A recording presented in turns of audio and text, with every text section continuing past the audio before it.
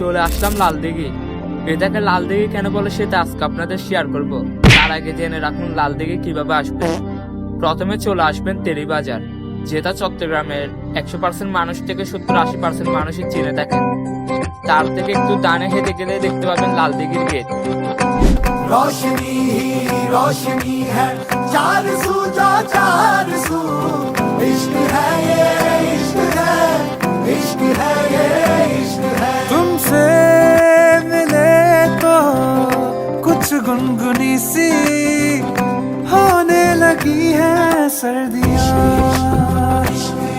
तुमसे मिले तो देखो शहर में खिलने लगी है वादियाँ।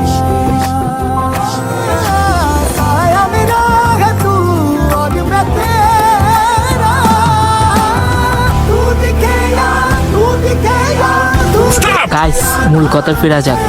এটাকে লালদিঘি কেন বলা হয় সেটা আজকে আপনাদের বলবো। বাট এটাকে লালদিঘি কেন বলা হয় সেটা আমি নিজেও জানি না। আপনারা যদি জেনে থাকেন তাহলে কমেন্ট করে জানিয়ে দিবেন। তুই চিরদিন তোর দরজা খুলে থাকিস, অবাদানা গোনার হিসেব কেন রাখিস? সাক্ষাৎ আলাদিন তোর প্রদীপ ভরা জিনে কেন খুঁজতে যাস আমায় সাজানো ম্যাগাজিনে?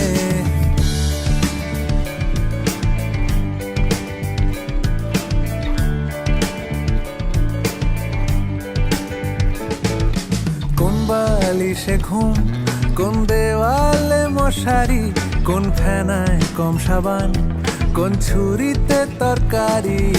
যাচ্ছে চলে যাক তবু ময়লা পেল কলার, আলতো রাখছে হাত হয়তো অন্য কথা বলার।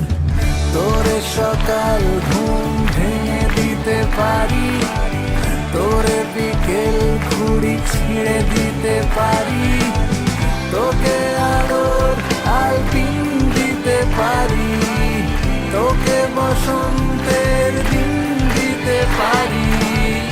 আমাকে খুঁজে দে জল ফড়িং।